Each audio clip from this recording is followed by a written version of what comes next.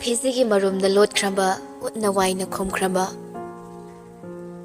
oidabadi yadaba phaduna thamluba sungam laroidaba adumak oiduna so lot khri phizang marumda machin men kibana linda chimbal tiksinduna halakle kalak mi hobatana yomlabaso ma meraba budi nungsibana mathanda kapchaduna mak matokle magi leifamdu yorakpada linda wakhal ma on khalli apangba wakhal yaudabagi haunasa ningak pa wakhalna mathanda wahang kaya hangse aibu inam sida haigadra pumnamak imasigi thorangni kanana su yambungda asumda tawba ngamloi I orak phaibase araiba maramdi oiramloi ai mabu kandaba yadabani asum no sinduna leiradi aphabo oirakloi ai kanada haigani ai warisi kanada tamluni khanna linda atopo wakhal ama lakle ma tumina leithoklaroi haiba chap yungna lepkhre wakhal da lakliba misakto ningsinglaga phamlambadagi phuk hawalaga kadagi praprap thorakle chumrengna ima phamdu tamna boisu kadagi thorakpaga mapa chanana lindaga mayokne ma sauribani adum oinama lindagi maithong ubada ingangakne yengna linda mapidu tapna tarakle boibu manna yenglaga khonjel nikna hairi yambung dhare I ore loksan pom khangde adubu man hairaklibodo mairabani haiba khangi linda na tapna makha taraklibo wahai singdo moi yam munna tanabu hone adum oinama pakhattaba ngamne ngaktaba sungamne karamnanu khallubada thamoida su chaina phaurakle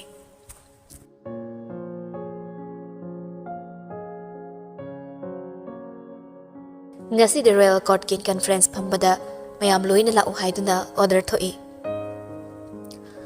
laizana makeup thorakpada mairaba leiramdre ngarak so thingmada changaklaga hoi mai haida tumkhibagi waraurup tongna leirambani ngasi so amuk leiramdre masu loisilaga ta conference hall tamna lai mitsuda chingne ngasi gi numitse ma mangaire khanba wakalduna jackson thorang amatta lohawdabana khangawdana kaurakliba maram munna khalaga chatli pung yorakpaga ha mahi yoksinaragle Panumati de ayuk anganbagi flight chatkibana pautu khanglamde hall manungda magi mafam da hek phamkibaga khwaidi makokta famliba mairabagi yetlomda famliba mitsuda na hori occasion amagini haiba sunataba ritual ama pangthokani haiba sulaitaba aigi regency loikrama matamsida mafamsida amu hana khong thangsilakpagi maram se kaino mairaba wangangde mamitto laisida yingli Mityeng du da laisa sor tapna hontaraga pukning da haurakliba pakhatpa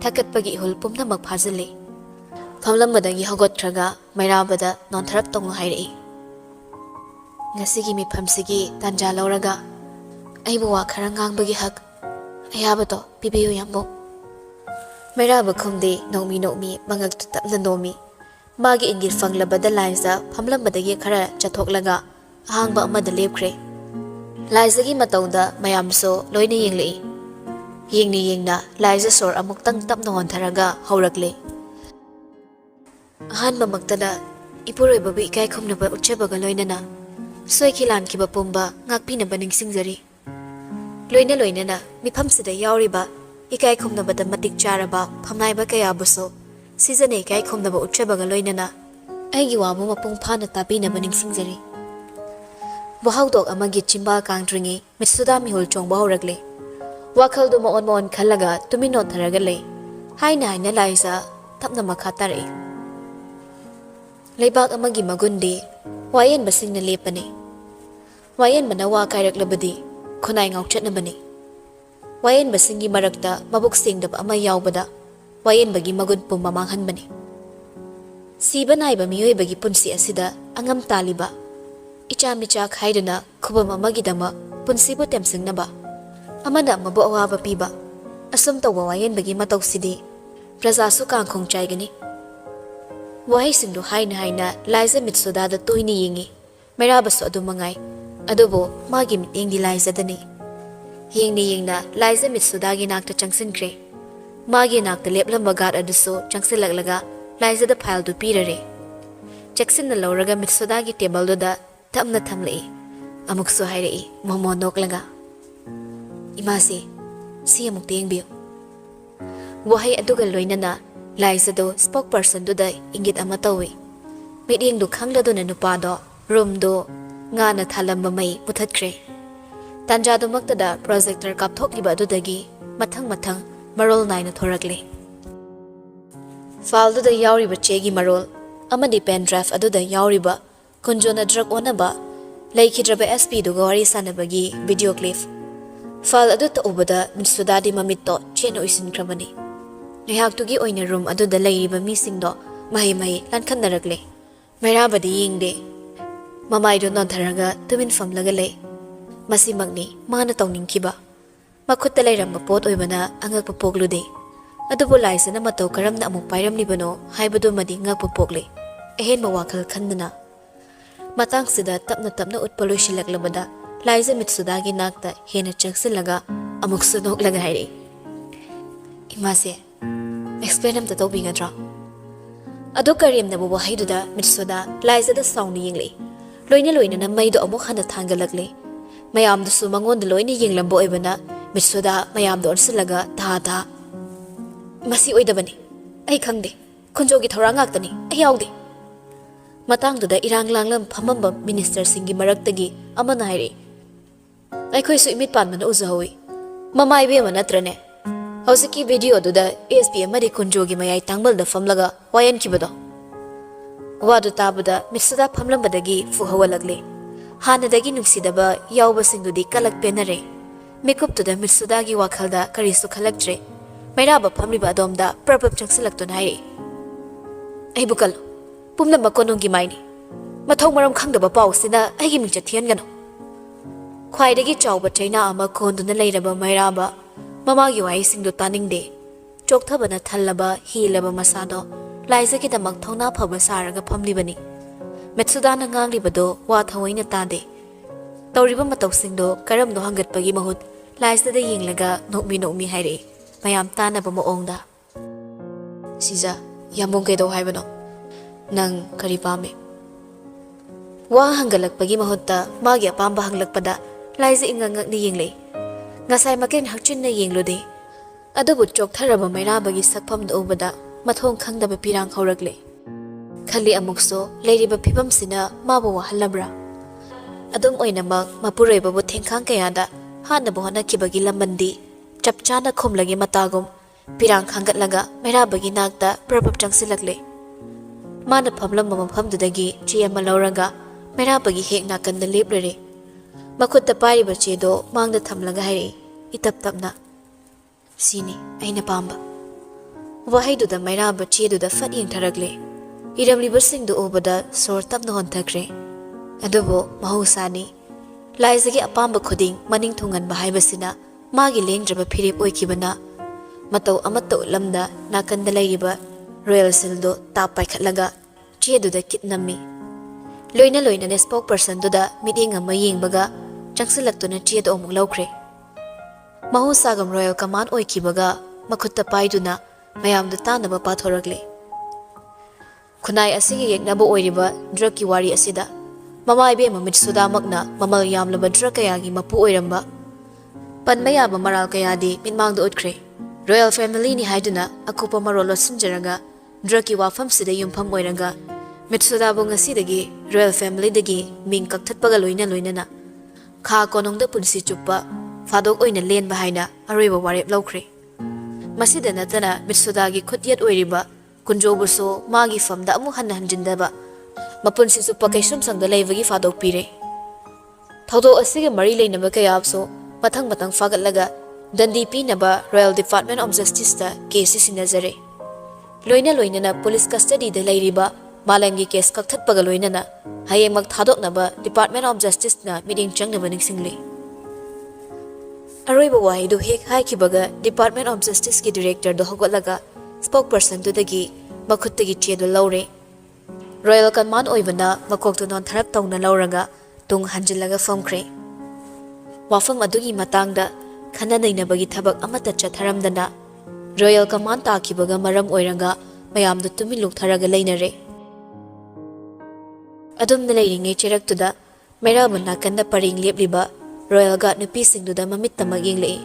Midyengduga loinana nupisingdu prapap changsilaklaga Mitsudagi khodang pharare. Mataudo saubagi muhut Mitsuda nokmi tawrei.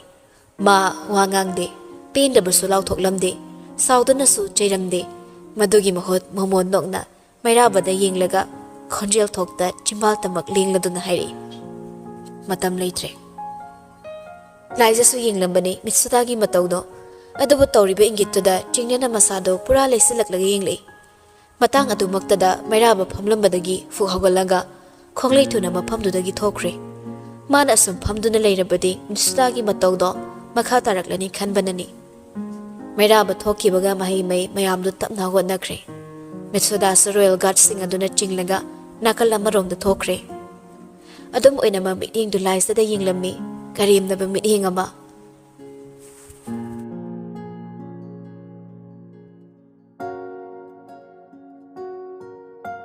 Somdana conference hall manungdagi Mairabagi tung inlakpa boydo mapan he thorakpaga Mairabagi khudang pairaga chingi. Doctor sase ingangaklure wahaido chalamadu chapleplaga yinglei boy amuksu tapna hojimuk chatse ai kui thaba pamde minamge sukhangano ai lindadagi wari pumba tarabane. Mairaba khumde khumbangamde tanjaduda manungda lehauba laisado prap chenthораklaga Mairabagi nakta changsilaklaga tahata yambo baba masangamde haye ai babagi nakta chatlunge horen ai lobala oko ai yamunga wari yam sana ningbane ado baba masangamde haibado ai chattaba yararoye. Wadu tabada masadu pakhalabhangi kayam kana ngamdabani haige ai laura laisa taptharanga nokmi yam kana ngamdaba mandi aduna yamung laklano horen ai lobala oko soidana lao ai yamungda haigadaba wayam lei soidana lao ko wahaidu haina laisa Mairabagi naktagi tapna lapthokre. Gari khamliba adomda prabhap chenskiduna garida kakhatnaba phau honakre. Mataudu tumin leplaga yenglambani adubu gyan tahauda Mairaba khonjel hona kawi. Shija khonjel duda laisa sapleplaga Mairabagi maikeida handuna yenglei. Nupadu so mabu munna yenglaga khongthang launa thanglaga laisagi nakta khonglei thuna changsilaklaga hoi mai amatta hairamde mathada khangkon konsinkre. Nanthokini pakhatpagum chena pamuzana adugumlaba mataududa laisadi chapleplaga leikre. Tingak karino khanna Mairaba makhut namana laisagi kokta tapna nantharaga hairei. Fazana chalo yamuk laktre fawba lengdana leiram. Hoi haibagum mangaktu tapna nomi ikaibagum su tawri adubo mikuptugi taha baduna lotsankre. Ngayak adum leiramlaga Mairaba laisabu tapna thadurakle. Wade ngangda garigi thongduda tapna pairaga laisabu changu haibagum mangaktu tapna illi. Magi mataudo chingnaba amadi adumak phawalli. Adum oinama wakhalda khanjinkre. Masu hoi haimai hairamda gariduda kakhatkre. Yengna gari start tawkhiduna laisana mityeng pankhei lankibado Mairaba leptuna yenghauri. Maithongdu amuk laisilakpada boy magi manakta leplare. Langtaknaba maithongna amukso hairi.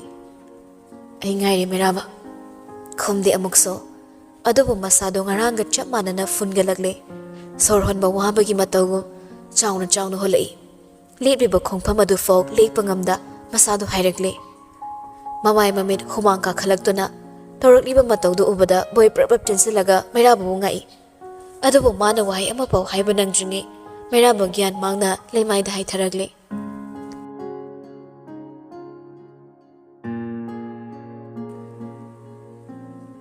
Onthokle sana konong yenglu khuding humangolgi masak khakta ngairakle. Dandi kaya na ngaiduna leiringi matamda Mitsudabu house arrest tawduna thamli. Kada hek changlakpaga araiba potchising tap paiduna thugairakle. Ngasai makai tuminna khangzinduna leirambado loina phudoraklaga khonjel hauna lauri.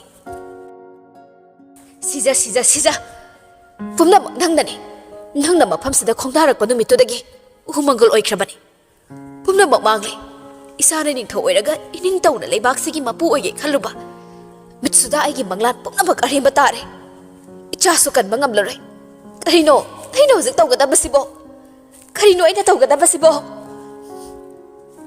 haina mitsuda thawai sakna kapthoragli adubu gumbirgi pirangni yamna thoknamak taitholaga wakhalda singlei asa ama ubagum ai yengkini sija mairabagi asiba hakchang kolaga nangna ona thoina kapado ai imet pene yengkini magi matam loirabani sinkiba thorang khudingmak mitsuda hana laithopagi maramde mabu tumina hali haiba khalagani ma sikrabadi aigi ningba thunglani amu hana konungsida halaktuna aina ngamna pangani pidat padat pi patta saidang naga hingmin hangbu aina karamna laman khunggi haibado namet thit ayengunang miyoivana fatrabadi lamyona fatte hainabadoni poram wate lalong wate phajanduna thamlaba mana ngasi ngasi maksu singlaga lepli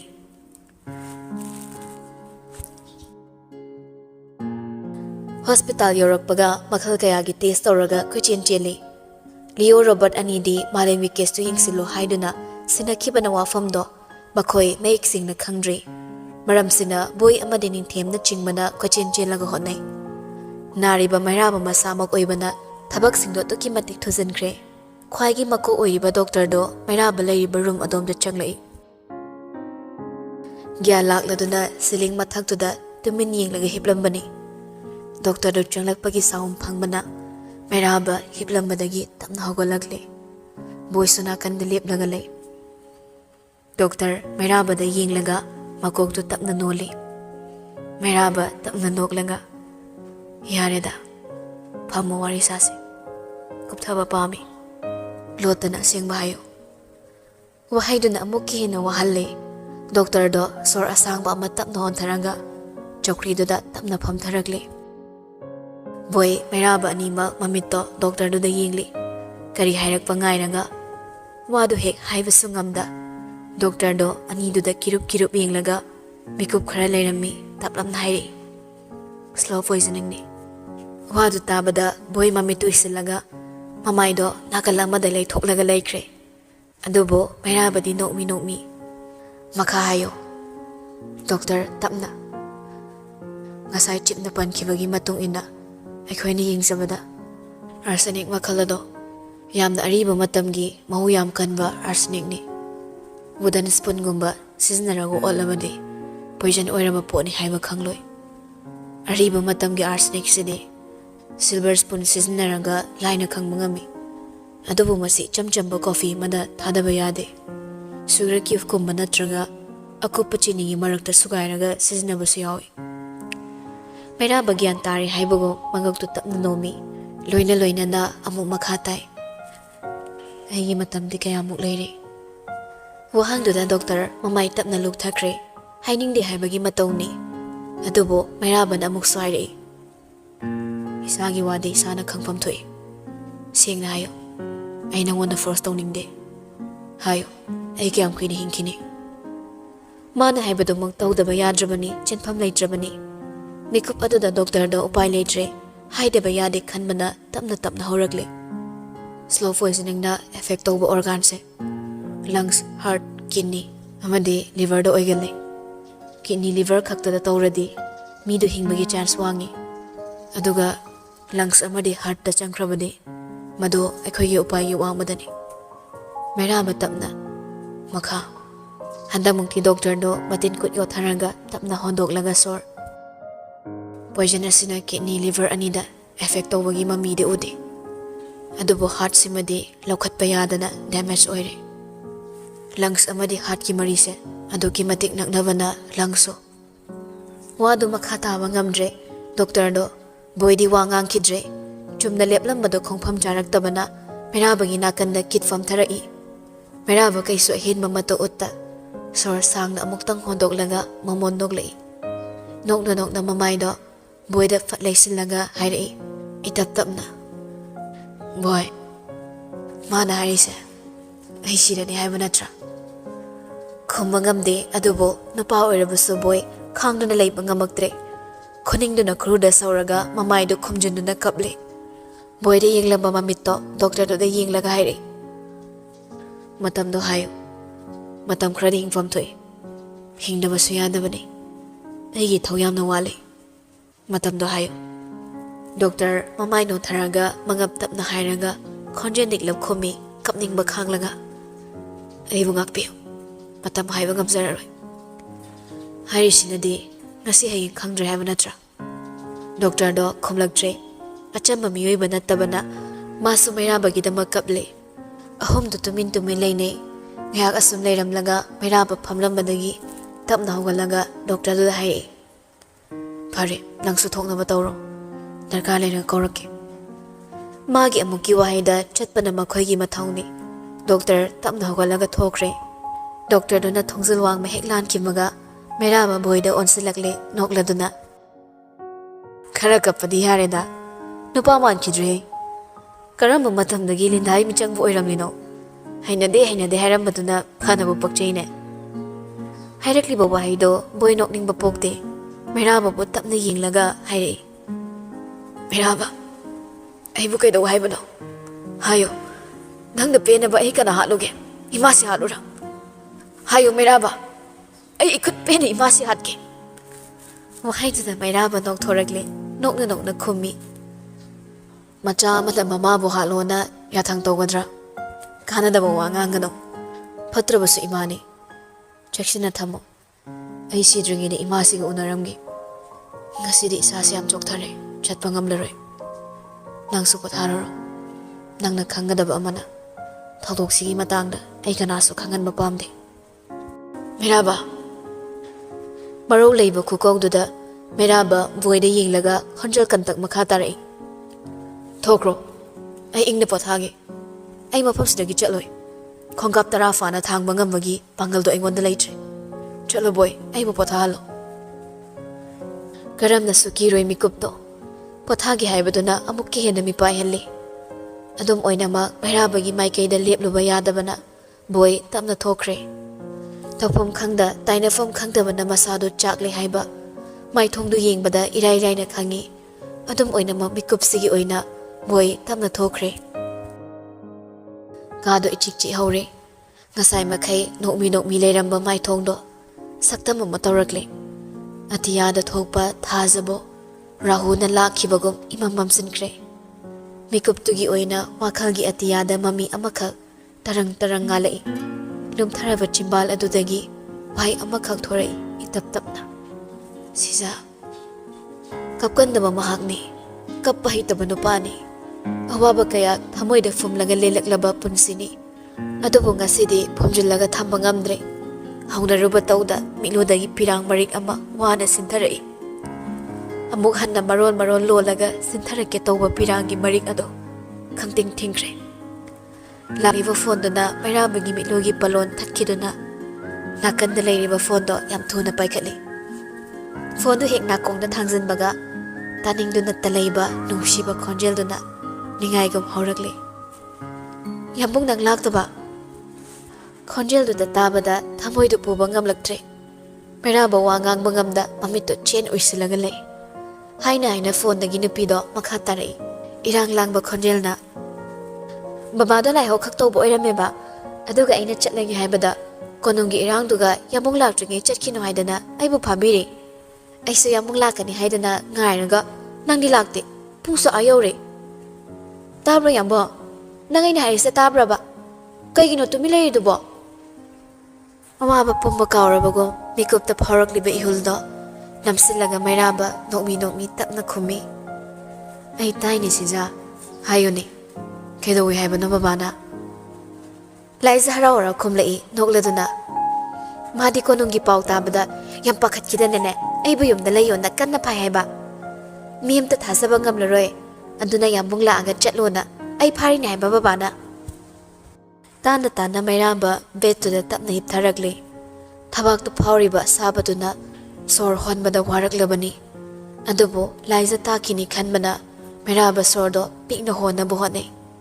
Mana amuk tumin laikhrabada laisa amuk suma khatarai isuk thana matam se am thingzin kreba thabak pudi yam chilamni ado nangla oyambo ai nangwana wa mayam haige pawsu mayam tamge ai lo mala o Mairaba tapna no i matawnuda amuksu nungshina lake soidana lake ado yamung si loisindaba yadaba thabak khara leiraba aduna nang asigidi babagi nakta leyo yamung soidana lakani nangi wari mayamdo soidana tage nangi wa khaktani aina ngairamba mairabagi loiba naidaba thabakto khangmana laisa tapthakre chumna leplambadagi mangolgi pillar da kolaga phone da mon silakle yambo nangde engonda wam thang ningdro kariwa sum ngasigi matangda yamungi idea mata leiramoi aina su haidi ado yambo nang saunu ko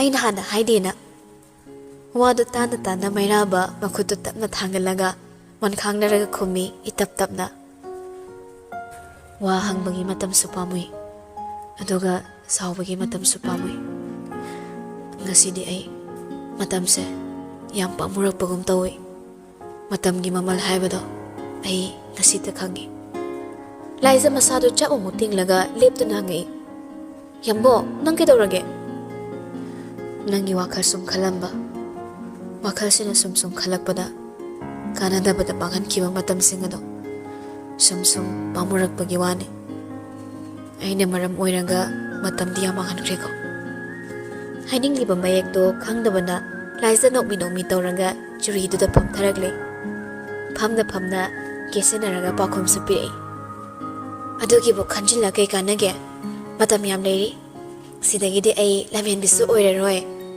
yambung na haiba ilani aina haikitra chai ba mayam se khomjin tasilaga nanakte isana yana lakani na sidai de ai maw phabi oire doini matam amagi yambung da ngausa bi sizado amu halabani ai yambung ga nungsinara doini angang machagum haidorak liba wahaido mairabagi mafamdadi hogi tenga chamanakre marol thoktaba magum pakhum amatta piba ngamda tumin laikre mana tumda lairi kai cheraktuda laisa sor phat hondoklaga amuksu makha tarakle mamittana atiyada yenglaga thase phajai purnima matung yahau thingbi thase thenglaga mangal hele asum tawdana seasona yambong nungsibaso kuiraga magun hele phone da leiriba nupado mamondo I wahaiduda tha phajai haikibaduna mangda launa hangliba thongnawda yengli masu uri athengmada thokpa thabaldo yengna nungshina kori irumlum thana sija tari yambo mera banok mi thasagi tungda inariba thawan mi chakse ubra laisa mathak tu de yenglaga uina aside tum uyi asike dawrange nangna thabal oyo aduga aina matam pumnamakta nangi tung inariba thawan se oige nangbo adum yenge nangna prithvi nakna ngalabaso aiso nangbu lapne yenglakke matam chupagi oina yamung nangbu yenglakke ko sija ai karim to iningde thabal su kalakte khwainai phajaba lairangso ai oiningde yamungi sija haiba mingthol sidagi ahen ba mingthol ay amata pamdi nushinaram dai sida jajar yam ngangnu yambo nanakte punsigi laidoraba ai bulap ni yengbagi wahai hari do kaigino nangai bo thado kadai chatoino suk thana hairakpani haiba khonjel duna khangi matawduda meraba noklaga awaba punbolot sili angau biside chatkani haiba nati asuk nusiba nangbu thado laga ai kadai chatkani miyoibagi punsida aningbagi aroiba ngamkhai leite hainabani adubo meraba igidi lei aningbagi ngamkhai amakhak lei madudi nangni aigi aningbagi aroiba ngamkhai nangni laisa khonjel khajik thokna nokthorakle mana nokpa taraga meraba sunoi adubo chokthara changdudi minok mangkhibana masadu tapna uitharakle thabal yinglamba mamitto tapna ushin kiduna hairei phone thamkinu sija ai nangi nakolse pina tage nangna nokpado pina taraga ai tumge nangi saktam ningsinglaga ai pothage phone thamkinu wahaiduda laisa momo noklaga mikup khara tumin leiramlaga hairei nungsiba khonjelduna tanglo loidam ยอยจันเลยดะของลีฮาโรนิ่งมันนิ่งยีมาลิกาเลยโกลเดหอมละอีทาบัลเลยนำงักลุเรเลยนำโดไม่เกยดูดะปมบีน่าโลนตำละอีมันนิ่งยีมาลิกาเลยโกลดะทาบัลเลยโลนเลยสาตำฮวีเล็บรูระวัชุโรโลลักปตุดะไม่ราบมองมนดอกละงะมามิดตัวตับโนยชินเกรลายเสนมาคาตานังากลีบดอไม่ราบว่านโฮลีบสโรดกลอยนันนะนกมีตารีเล็บตันงากลีมาโซมาบตุมบสังลีบันิคันดะยามโบนังตุมุกอวารีสุลีบีเกอิเซสุสักบีเกนังวันดาให้กันแต่บอกว่าไม่ยามเลยให้ยังดิสวยนั่นละอุกออิมบดอกสุขรมรุสีไอฮีฮอนเกยามโบนังตุงอนุสิเทลตุสุโกยรุสีทำมาลมารักตัดสู้อิเซสักบีเก